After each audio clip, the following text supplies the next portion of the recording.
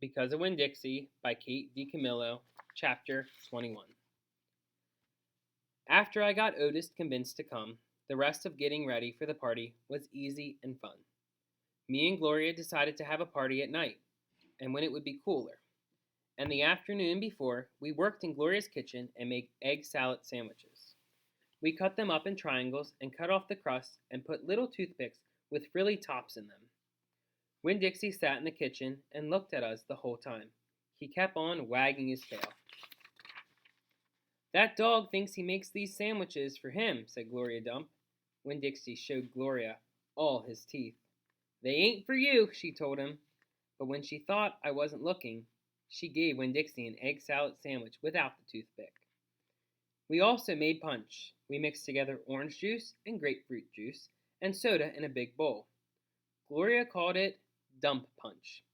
She said she was world famous for it, but I had never heard of it before. The last thing we did was decorate the yard all up. I strung pink and orange and yellow crepe paper in the trees to make it look fancy. We also filled up paper bags with sand and put candles in them. Right before it was time for the party to start, I went around and lit all the candles. It turned Gloria Dump's yard into a fairyland. "Mm-hmm," said Gloria Dump, looking around. "Even somebody with bad eyes can tell it looks good." It did look pretty. It looked so pretty that it made my heart feel funny, all swollen and full. And I wished desperately that I knew where my mama was so she could come to the party too. Miss Franny Block was the first person to arrive. She was wearing a pretty green dress that was all shiny and shimmery, and she had on high-heeled shoes that made her wobble back and forth when she walked. Even then, she was standing still. She still kind of swayed, like she was standing on a boat. She was carrying a big glass bowl full of litmus lozenges. "I brought a little after-dinner treat," she said, handing the bowl to me. "Thank you," I said. I put the bowl down on the table, next to the egg salad sandwiches and the punch.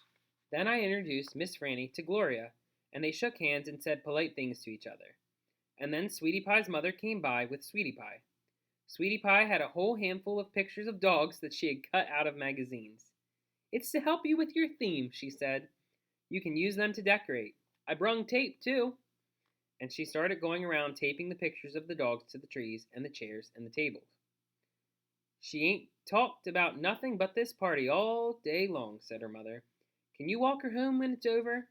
I promised that I would, and then I introduced Sweetie Pie to Miss Franny and to Gloria, and right after that the preacher showed up. He was wearing a coat and tie and looked real serious.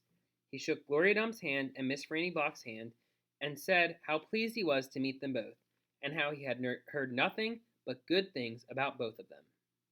He patted Sweetie Pie on the head and said it was good to see her outside of church, and the whole time Winn-Dixie was standing right in the middle of everybody, wagging his tail so hard that I thought for sure he would knock Miss Franny right off her high heels.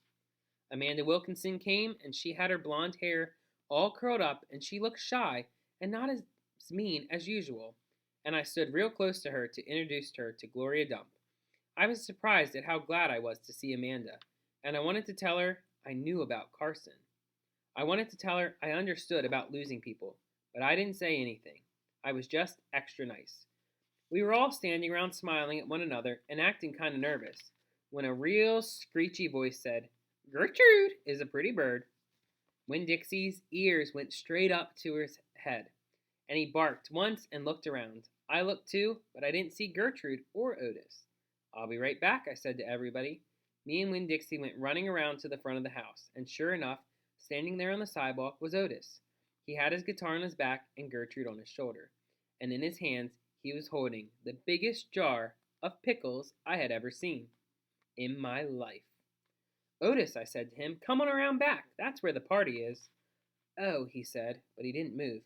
He just stood there holding on to his jar of pickles. "Dog?" screeched Gertrude. She flew off of Otis's shoulder and landed on Winn-Dixie's head.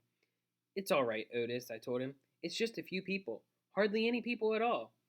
"Oh," said Otis again. He looked around like he was lost. Then he held up his jar of pickles. "I brought pickles," he said. "I saw them," I said. "It's just exactly what we needed. They will go perfect with the egg salad sandwiches." I talked to him real soft and gentle and low. like he was a wild animal that I was trying to get to take food out of my hand. He took one tiny step forward. "Come on," I whispered. I started walking, and when Dixie followed me, and then I turned around, I saw Otis was following me too. And that is the end of Because of Winn Dixie, Chapter 21 by Kate DiCamillo. If you like my channel, you can like and subscribe below.